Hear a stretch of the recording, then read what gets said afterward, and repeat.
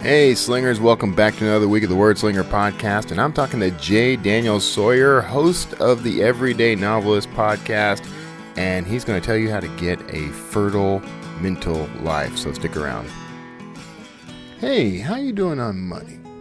I know it's a touchy subject, but I got something that may help you out. See, I'm using an app called Acorns, and it helps me manage some investing, put some money back, get a little interest.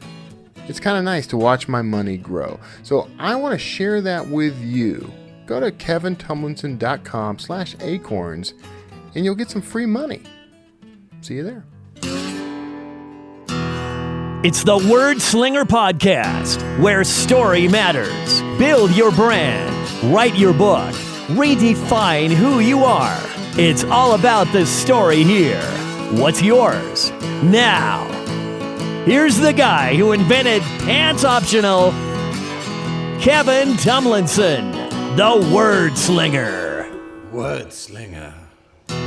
Hey everybody, this is Kevin Tumlinson, the Word Slinger. I am here bunkered in my in-laws' place.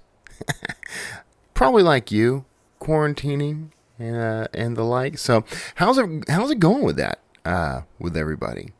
For me, it's strangely similar to what it was before the quarantine.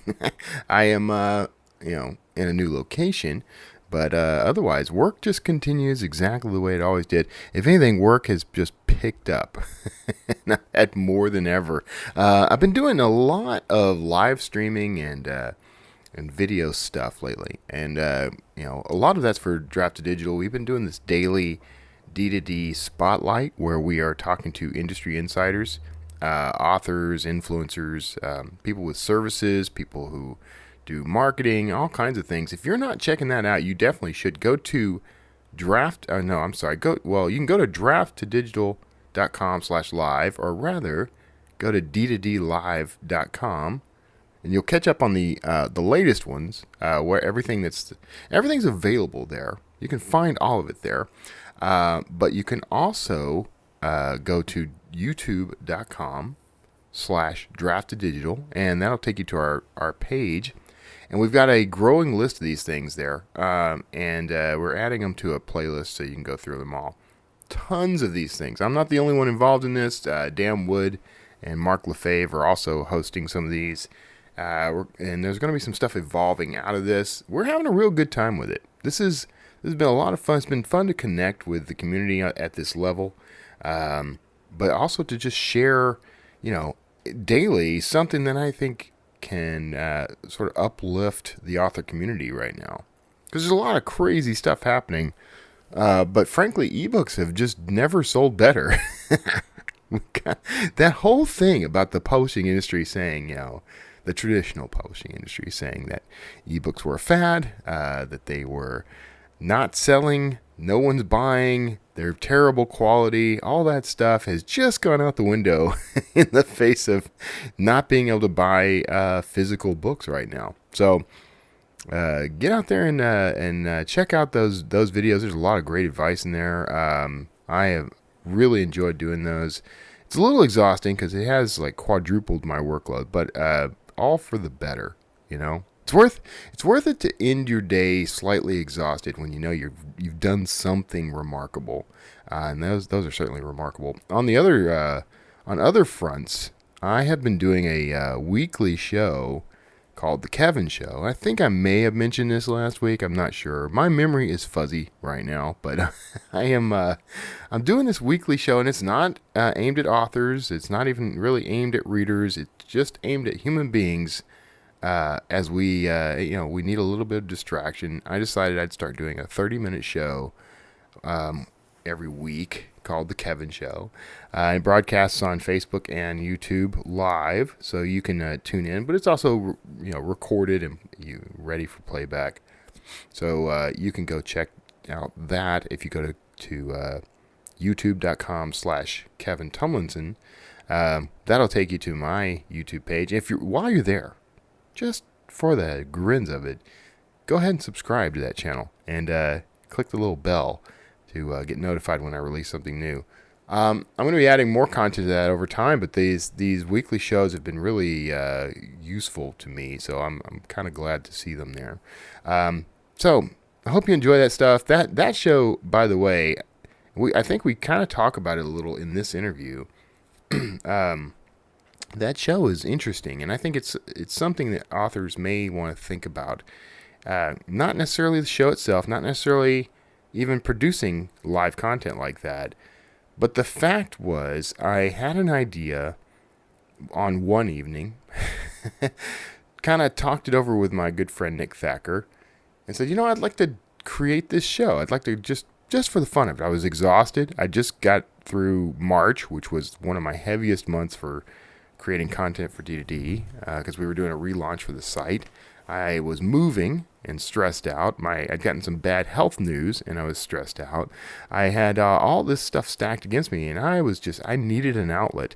I needed to just laugh for half an hour and be distracted from the pandemic and everything else. So I pitched the idea to Nick, and in an hour on one evening, I created some assets for a show, graphics, an opening video, music, everything, and got Nick booked for the first episode, and then the next day we did it. 30 minutes, no scripts, no plan. We just riffing on each other and having a good time and joking. I got Nick to play the ukulele, and it was a good distraction. But it shows to me that we live in this just an incredible time where we can just decide, I'm going to create something, and then it is there, immediately available for the world to enjoy. As authors, we do this with our books, right? We have, right now, there has never been a time in history ever where the link between an author's work and the reader was so immediate. You can, and I've done this, and you've heard me talk about this in past episodes. If you haven't heard this story before, it's spread through numerous episodes of this podcast. If you have heard it before, bear with me. There could be new people listening, but I've done things like, I've been standing in line at Disney World, on a layover between conferences, in like a 3-hour line, and took out my phone and using my thumbs wrote a short story while in line, and used the Canva app to create a cover for it, and uploaded it to Draft to Digital from my phone, where I was able to pick a template, much like you would through Vellum, which is a layout software, but this was free. So, with no overhead to me at all, no cost to me out of pocket at all, I went from idea to book in a 3-hour gap. It's not a super long book. It's a short story with a cover, and I paused before submitting it and publishing it because I wanted to make sure I edited the thing.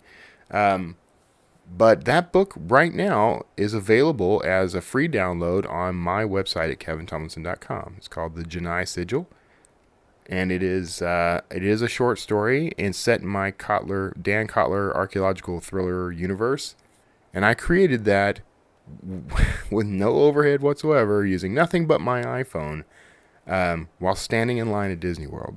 So, all this to say, whatever you think the barriers are to you creating, to you promoting, to you marketing, to you reaching an audience, they don't exist anywhere else but in your mind. You can make the time. I do a daily journal, and I do 3 pieces of wisdom.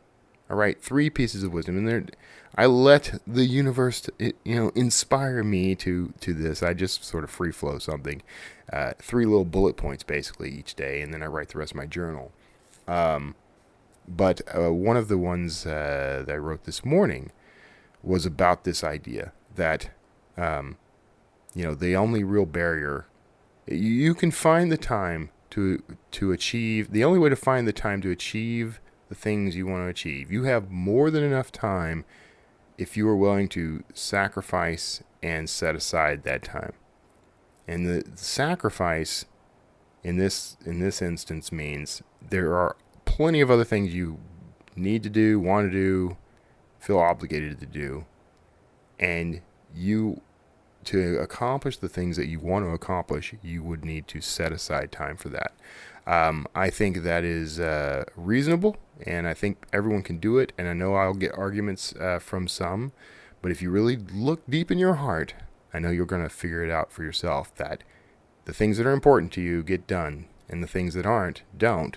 And you can set aside the time. And it means a little bit of sacrifice. Maybe sacrificing some sleep. Maybe sacrificing a meal. Maybe sacrificing, maybe an hour of TV or an hour with your kids. And all these things can be very important to you.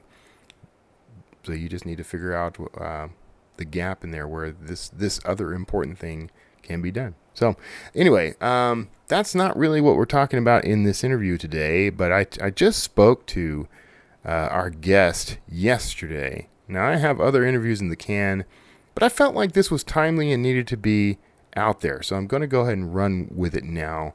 I hope you enjoy it. I'm chatting with author, podcast host, and a friend, a good friend now, Jay Daniel Sawyer. So enjoy this interview, and I'll see you on the other side.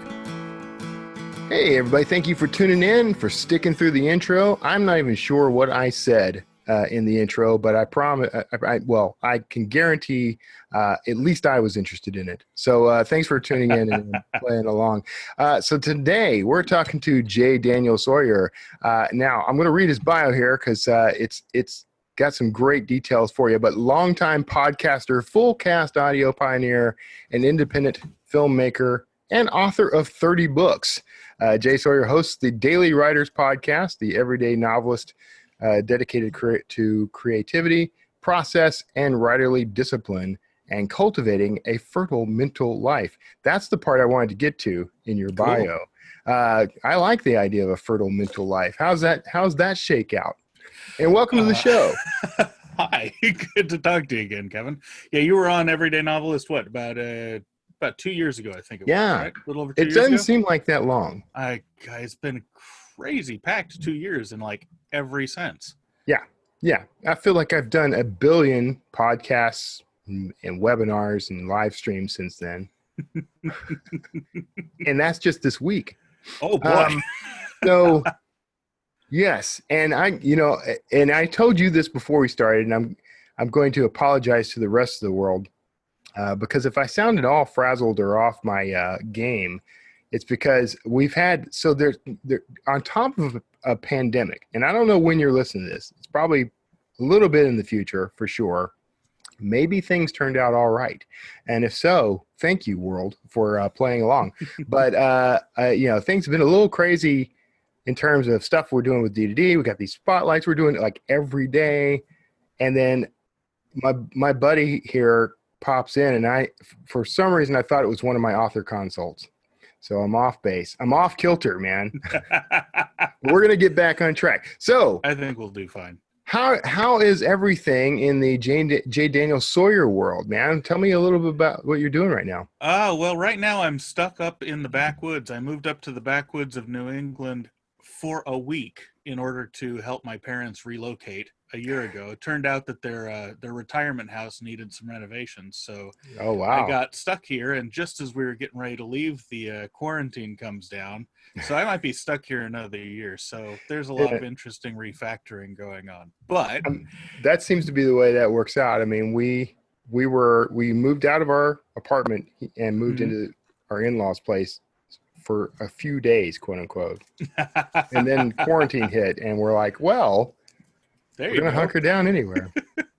Go ahead. Yep. But it's good. It's we've got 50 acres to play with, so there's lots of good time for outsideness, and I'm using the opportunity to resurrect my fiction podcast and get some work ahead done on the homestead we're building on the other side of the country. Right. So it's gonna work out. What kind of work ahead can you do if it's on the other side of the country? There's a lot of design stuff. Designing and costing, sourcing stuff for the first buildings, figuring out order of operations for at what stage we do the well, when we do the catchment, what's the priority of how much electrical build out, because where we are, it's a quarter mile beyond the last electrical pole, so it's 20 odd thousand just to bring power in. So it's Right. actually a lot cheaper, even though we're in an iffy climate zone. It's actually a lot cheaper to go solar. So Right. Yeah. that's a whole new set of things I've been learning about. And Oh man, yeah, you're talking to the right guy. cool. This is I have to. So you know that we're getting into Yeah, an RV full time again. yeah. So the two biggest problems, the three big problems, the two are bigger than the third, but internet is the biggest challenge. Mhm. You know, power isn't such a big challenge unless it's going to be hot. Right. And then you we got have an the air AC to conditioner worry room. about. Right. Yep. So, yeah. So solar power and generators and alternative energy are all on my mind. Yep. I'm So, thinking yeah, about installing something on the wheels of the camper that as we roll, like it generates power. Hey, I've been studying doing that kind of stuff. It should be pretty simple. Yeah. Yeah. By simple, that's a relative term. Well, it's a relative term, but the question is, would it be more efficient than just putting a bigger alternator in the truck, Yeah. and then routing it to the charge bag? That's something else I've considered. Well, whatever. This has been alternate energy talk, everyone. There we go. So, well, we were talking about a fertile mental life. yeah, exactly. I mean, one of the things about creativity is it's non-linear. You can't reason your way into it. What you have to do is you have to create a broad base of knowledge and experience and interests to pull from. Yeah. And so, one of the ways that I keep myself spry is by picking interesting stuff that's not related to anything else I'm doing and finding a way to get interested in it, because I always get story ideas out of it. Yeah. That's interesting. And so that's what you mean by fertile mental life? Well, partly. I've just finished a book called The Autodidact's Bible, which should be coming out. I think we've set the publication date for early July. Yeah. Which is basically a comprehensive toolkit for teaching yourself how to self-educate, whether you're self-educating with philosophy or with carpentry, and everything in between. Man, I got to tell you though, you should call it A Fertile Mental Life, the Autodidact's Bible. Thank you. I've been looking for a good title for it because the working title is a bit wonky. Yeah. So I'll write that down. Do that. I think that's going to work. I would buy that book. All right. I wouldn't buy the first one. Right, because it sounds really technical. It sounds like it's going to, I'm going to have to read this with like one of those clear rulers. Uh-oh. I lost my Your lighting there. just went away.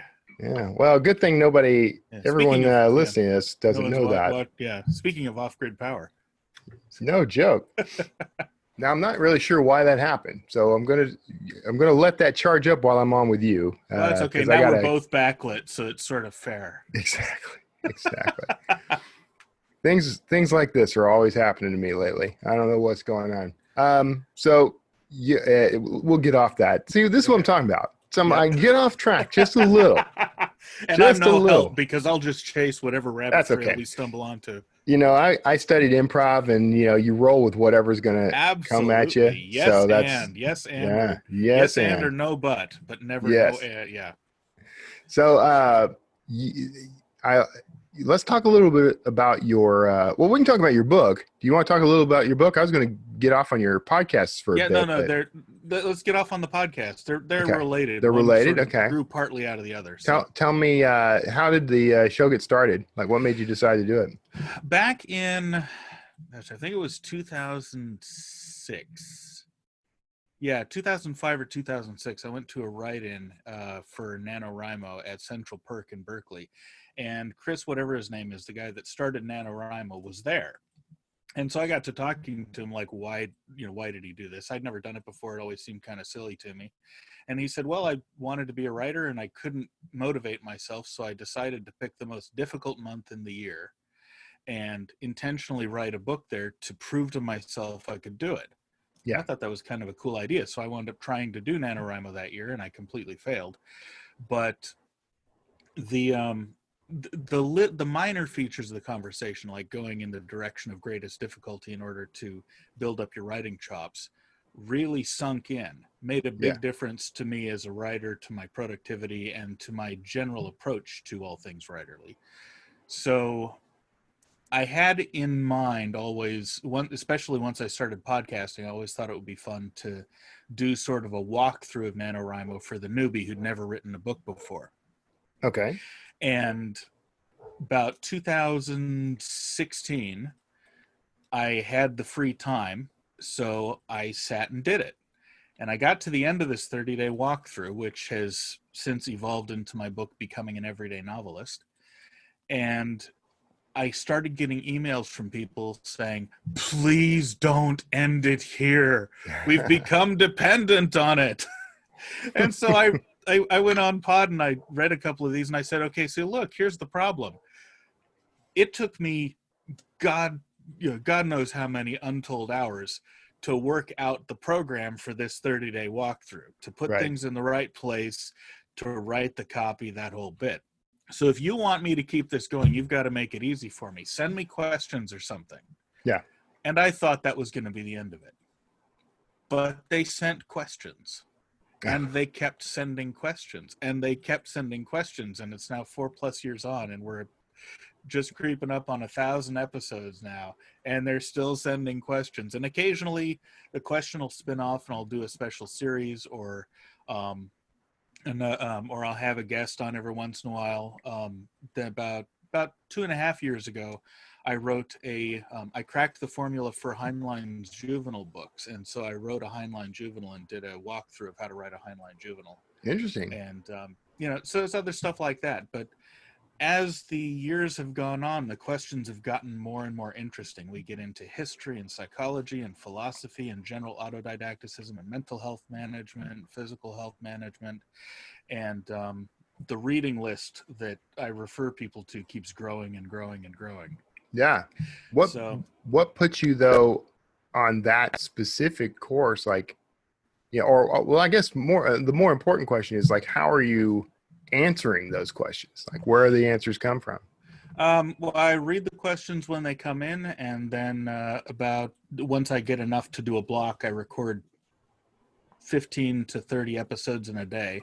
Yeah. And do it all off the top of my head. Okay. I literally grew up in academia. Both grandfathers are cattle ranchers, and then my father is a theology professor. So I grew up idolizing my blue-collar grandparents and hanging out in the college where my father taught. So I was like auditing classes when I was 6-7 years old, just because I thought it was cool, not realizing I was picking up useful stuff. Right. And I've just always loved learning and hated school. So I've become, I dropped out of school at 15. I started working full time and going to college on the sly. And just read, experiment, learn, do a bunch of different stuff. I've run a courier company. I've run a couple of publishing companies. I've been in the tech world. I've run a music company, or not, it was a music services company, like live sound mixing and doing concert videos and that sort of thing. And over the years, I've built up this toolkit for how to navigate any situation and come out of it learning a lot about it, and how to cross apply those things to other areas so that you can bootstrap on multiple fronts at once. Yeah. So when someone comes in and asks a question, and I'm always really careful to separate my opinion from the state of the art in a given field and what the state of my knowledge is, and then if it's something that's socially controversial or that's fraught in the field, I refer to sources that counterbalance each other. Yeah. And when it's something more historical, I just refer to a couple of good books that give more depth on the subject than I'm able to give. We've done deep dives on the history and background of the writing of certain influential books, that kind of stuff. Yeah. And you're cataloging all this somewhere so that people can access. Yeah. There's a on the website at everydaynovelist.com, there's a reading list of basically every book we've ever recommended on the cast. And now, movie and album. Are you monetizing that somehow? Are you people got paid to access it? Yeah, No. Well, it's free to listen. I've got Patreon, a Subscribe Star, and a Gumroad subscription feed. All currently doesn't bring in very much, but Yeah. it's for me. It's kind of a pay it forward thing. I need to figure out how to monetize it a little better because it does take an ungodly amount of time. That's always the challenge But, too, because you like me. I mean, I've lost track of how much I've put out there that's meant to help the community, but Yep. at some point you do have to make a living. Yep. Luckily, my books make my living, so that's great. But you put in all this time and energy, you feel like there should be some sort of monetary reward. Well, people who listen to this, if you come over and listen to the cast, kick $1 in here and there, or buy the books through the links on the site, that really helps out a lot. One of the lovely things, and you'll know this, one of the lovely things about being sort of off the beaten track, whether you're in an RV or going, or we were in an RV for a couple of years or going off to the middle of the woods, is you have the freedom to live on quite a lot less than everybody else does. Right. So it doesn't take a whole lot to meet your monthly bills. So even though we don't make a lot, it really does help with the budget. But genuinely, every dollar helps, which is both nice and a little bit of a downer. Yeah. Well, but I guess if you really think about it, that's just going to be true no matter what. I mean, I suppose so. Yeah. I mean, for most people, for we'll say 90% of people, that's probably going to be the truth. It's going to be interesting. Yeah, it's going to be interesting watching what kind of long-term effects this whole pandemic adventure has on people's determination to work from home and other things over the long term. That could seriously change the shape of the way things work. I predict that. I honestly think we just witnessed like a leap forward in the evolution of civilization. As everything we understood has come to an end. And we're now going to reinvent ourselves. That's a lot more true than you might realize, because it's not just the social changes that this is forcing, but there's another set of social changes that was waiting in the wings for coming 2-3 years from now when the boomers hit mass retirement, that this has accelerated. Yeah. And that is that because of the global demography, the demand-driven economic expansion that started with the Black Death just ended. Right. Just ended. Right. That's 500 years of political, social, and economic and ethical systems, all premised on the notion that things would continue to grow at a moderate rate forever. They don't work anymore. Right. I'm planning on editing an anthology later this year dealing with potential new ways to do things where growth is not an embedded obligation of the system. Figure science fiction needs to get back to hardcore speculation. So I think we also just witnessed the opening of a whole new door when it comes to intellectual property and the way culture reacts with it. That's going to be very interesting. Yeah. I'm real curious to see what happens. Because, think about everything we've seen of late, like all the little sessions where people do uh-oh.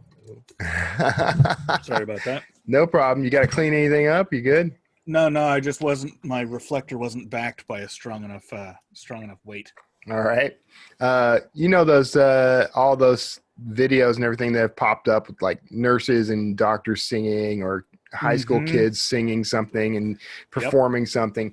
All that stuff is out there and it's getting a lot of attention, and some of it is even sort of inadvertently monetized. But nobody is having to secure the rights to any of that stuff right now. So I'm curious to see what happens. There's going to have to be a new compulsory licensing scheme like happened in the 20s when radio came in. Yeah. It's going to be interesting. Well, there's this whole thing going on with this has been in discussion for years, really, because this is why the Creative Commons first kind of came on the scene. But, can you really and truly own an idea? And is it beneficial to society for you to own the idea? And we need to make a living as content creators, but do we, how far does that extend in terms of ownership? So, I kind of in that boat of, ideas want to be free. Like the guy who created, was it Oracle? No, it was, Linux, the creator of Linux. Yes. But at the same time, I make my living from my ideas. So Oh You no, know. it was Bill, what's his name from Sun Microsystems said that. Okay. Sorry, go Yeah, ahead. I think you're right. Yeah. No But problem. I'm the same way. I've quite a lot of my stuff is Creative Commons licensed, Hmm. and you know, I've interviewed Cory Doctorow years ago, Yeah. and the greatest enemy of any new artist is obscurity, not piracy, all that sort of stuff. Yep. Totally on board with that. And on the other hand, the rationale for copyright law is that for the civilization to benefit from the culture, people have to be incentivized to make it. And when everything was expensive to publish, that was very easy to that was a very easy line to draw, but it's not anymore, and we've Right. delayed rethinking that seriously by Right. 30 years. And I Nobody has think put. I think you're right, that dam just broke. Yeah, I absolutely think it has. And of course, one of the things that's been happening since the pandemic started, I almost hesitate to talk about the pandemic at all, honestly, because by the time this episode airs, we should hopefully be out of Don't bet quarantine. on it. I'm expecting that there'll be a sawtooth quarantine for We'll 2-3 see. years. We'll see if you're right. If when this goes live, we'll see if things change. I don't know. Whatever. I'm now on record, so if my prediction is awful, then everyone can laugh at me. There's gonna be a transcript and everything, man. Absolutely. So I think right now I know from my experience with Draft to Digital and my own personal experience that ebook sales have been just going through the roof. And I mean we've seen like a 45% increase across retailers, but like 175% increase with libraries. So people are out there. My reading audiobook library sales have also gone way up. Yeah. It's I seem to have the greatest penetration in libraries with my audiobooks. And Now that's interesting though. That's interesting because most of the time when I think about audiobooks, I'm thinking like people are getting them to listen to while they drive into work or something. I would think so too, but maybe while they're Could be out, everybody's taking their walks or yeah. or cleaning the house. I mean, if you're living in the house, you have to clean a lot more often. So how are you balancing the podcasting and everything else you're doing with the writing? Like how are you keeping on track?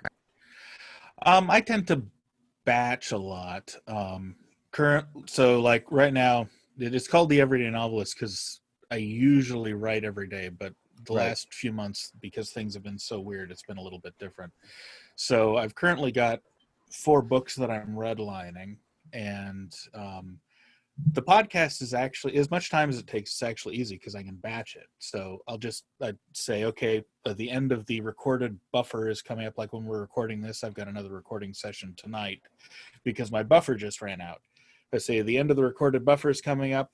Take one night to record them all, then take a day to edit them all and post them, and then that's that.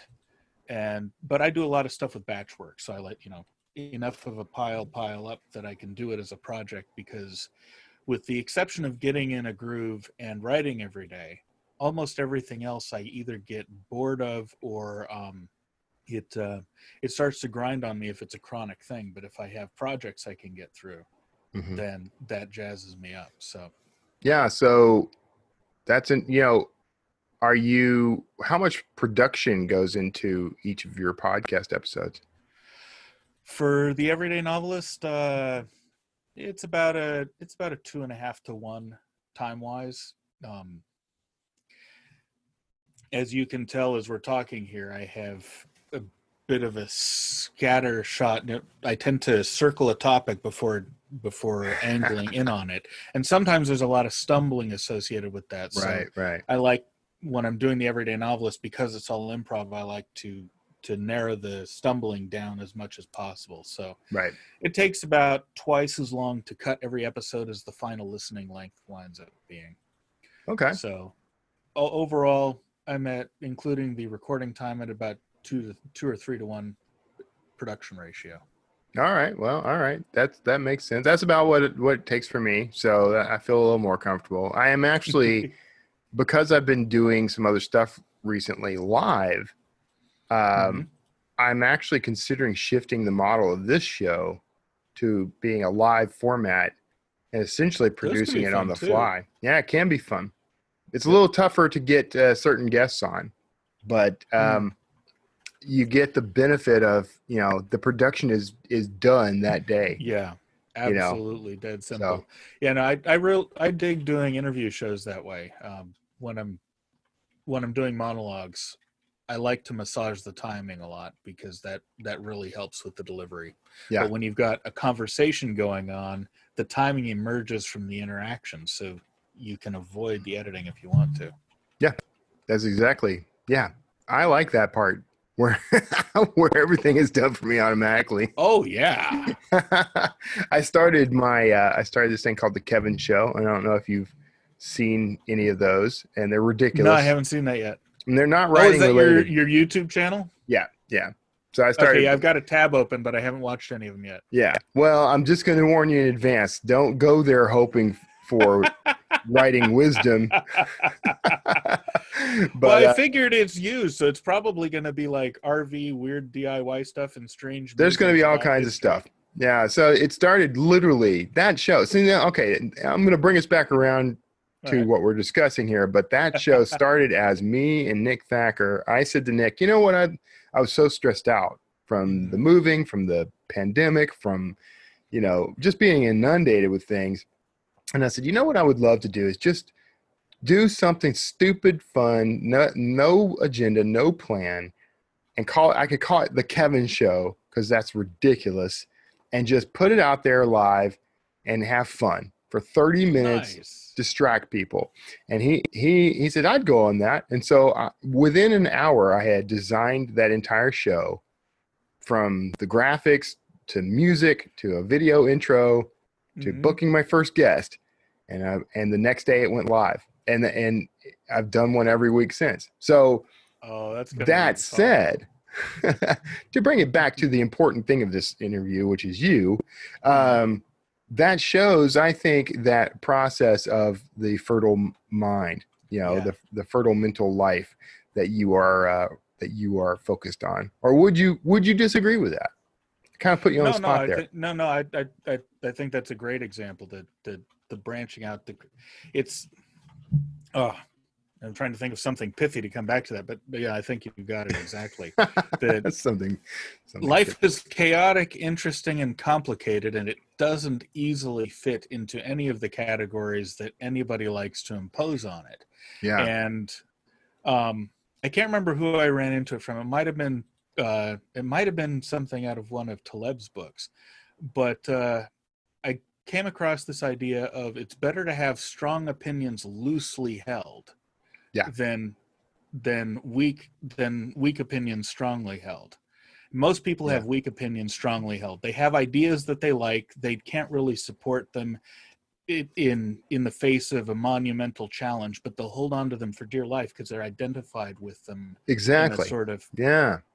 I like internal that. core way.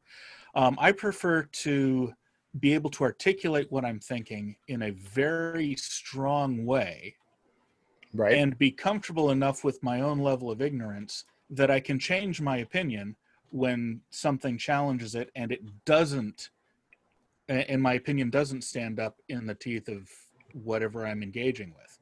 As a result, of course, I've had multiple interesting worldview shifts over my life. I've been all over the political spectrum. I've had 3 different religions, and but the reason is that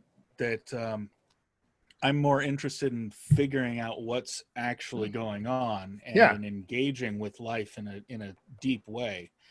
And if that's my priority, then what's expendable has to be my determination to cling on to the things that might otherwise make me feel secure. Yeah. Okay. That is exactly. I love the way you put that. If that is an actual quote, I need to go find it about strong opinions Strong loosely held. opinions loosely held. Yeah. Yeah. That's, I feel like that's me. And I think the danger is people hear strong opinions and then decide that's where you stand. And so the idea that you might change your mind from a strong opinion and Mm-hmm. pivot to a new worldview is completely foreign to some folks. But I think that's the right way to be personally. I like that. Yeah, and I do, and I mean, one of the things you're like me, you're a little bit north of 30 at least, and one of the things by the time you hit your mid 30s, you realize that whether you want it to or not, your worldview is going to change. Yeah, because the cumulative experience you build up gradually goes out of sync with your ideology, whatever ideology that is, because right. ideologies are models that we build to deal with the world. They're not the world itself, and any model is going to have holes in it. Yeah. And so when you're in your 20s, it's really easy to righteously hold on to everything because you are fighting for the good. Yeah. But the older you get, the more that instead of making you impassioned and a person of great conviction, makes you look kind of stupid. Yeah. Because you're not you look vapid and hollow. Well, yeah, because what's happening is while your practical worldview is changing, and you can always tell by the evidence of someone's behavior rather than what they say, what you believe is reflected in what you do, not in what you say. And as you get older, if you're holding on to those early convictions that tightly, the gap between your behavior and your speech will grow. Yeah. And if you look in the mirror, and all of us eventually do, or at least most of us eventually do, you notice that disconnect, and that's when you have the existential crisis. Like, who am I? Yeah. If you've ever read Carol Dweck's book about called Mindset, it talks about that exactly. You should that will probably end up on your list of recommended books, because it talks about that very idea, and it's the closed mindset versus the open mindset, and we tend to look for things that become part of our identity, especially when we're young, especially when we're vulnerable, like we're the bullied high school kid. Can say, well, people pick on me, but at least I'm really good at math. And so if you identify with that and then you fail a math test, you're crushed. You're suddenly, your whole identity was just taken you were murdered, in your own mind. And so you start to think, if I don't have that, what am I? Who am I? So anyway, so unfortunately, we're closing in on our time. Closing on the end. Which is really unfortunate, man. I dig talking to you. We now, when am I coming back on your show, man? I'm gonna put you on the spot live. Tuesday. No, seriously. And whenever is good for you, let me know. I would love to have you back on, especially now you're working with Draft to Digital. I'd like to get some of the because I don't think I was last time. Was I? Last time you were completely independent. You were just leaving your first stint at Draft to Digital, I think it was. No, it would have been because I was still.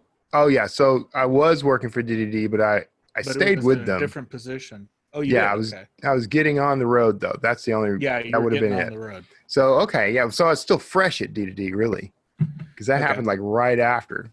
Okay, there we go. Yep. That's But yeah, the stuff you guys are doing over there, especially now that Mark's on the team and whatnot, has gotten a lot more interesting. I keep signing up for the meetings and then not making them because of everything else in the world. They're recorded. I really want. Well, I'm gonna have to look back through for my recorded. Pop into our YouTube channel. Okay. Which is officially youtube.com/c/draft to digital, everyone. And while you're there, look for Kevin Tumlinson, and you can tune into the Kevin Show. So end of plugs, but tell everybody the more important URL is where can people find you online?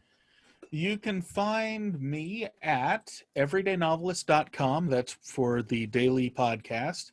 You can find a whole bunch of my other stuff, audiobooks, full cast audio fiction podcasts, my rather scattered and sometimes very dark musings on the universe on my blog, and a complete list of the books that are available for purchase at the moment, as well as my autodidacts reading list at www.jdsawyer.net.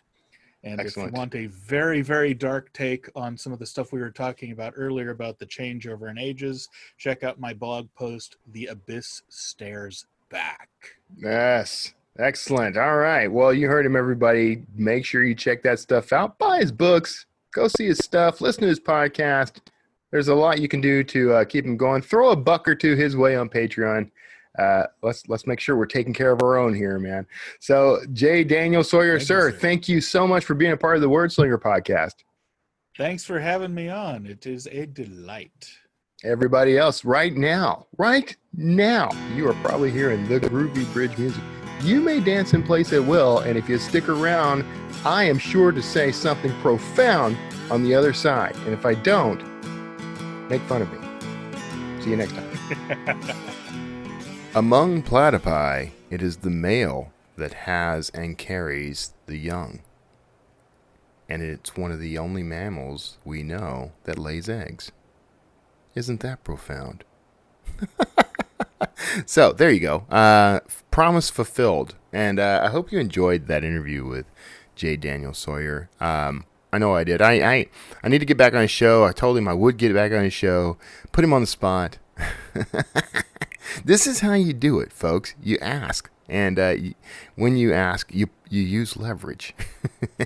And the same thing applies, by the way, to marketing your books. It's interesting. So we are staying with my in-laws. My mother-in-law is also an author. She's got a book out there. Her name is Carleen Steibel, and that's spelled Karleen and Staible. Carleen Steibel. And she's got a book called Pearl. She's also got several others out there, but if you go look her up, I would appreciate it. You can give her a boost, buy her books, send her a note. She loves hearing from people, and we're kind of working toward building up her author career. So it's very fortuitous for me to be here, but it's also interesting because we have conversations, and I hear her say some of the same things I hear authors say all the time. You know, they want to just write, and the marketing just drives them nuts. But here's my parting advice for you when it comes to marketing, and I also struggle with these things as a marketer, as a guy who markets for a living with Draft to Digital and my own work and what have you. I also struggle with marketing my stuff because that's not the fun part, right? But I can tell you, forget about the complicated stuff. Forget about everything. Find something to do once a week at least, right? Now, what I'm trying to do is I'm aiming for each week I do 3 things to market the books.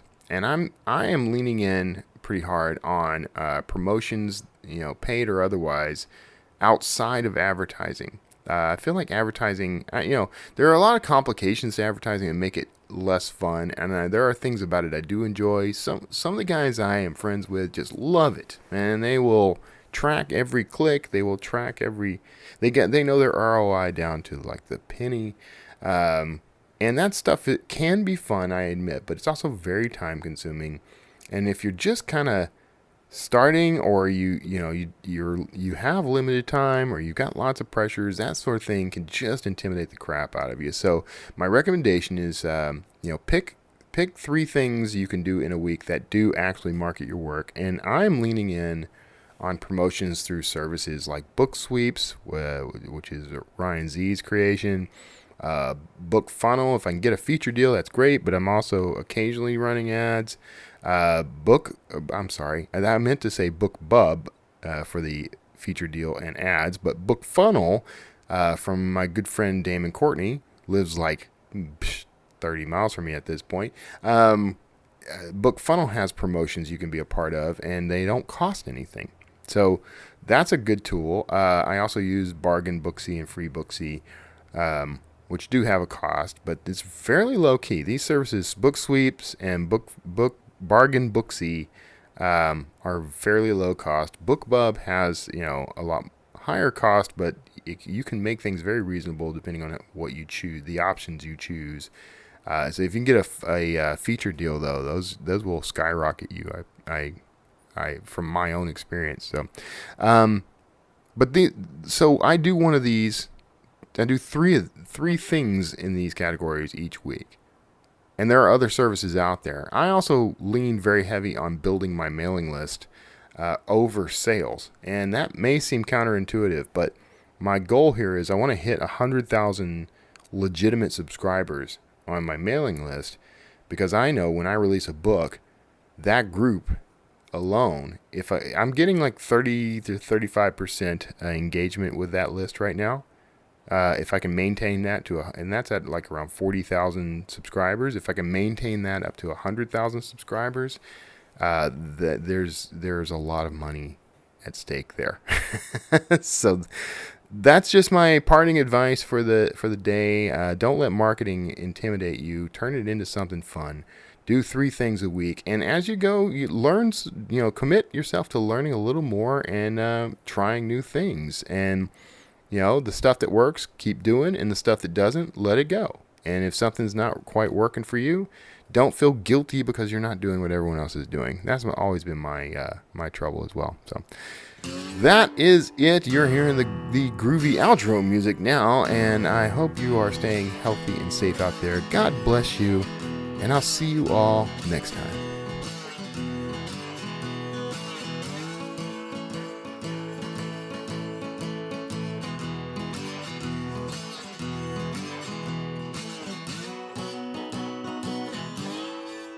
Word slinger.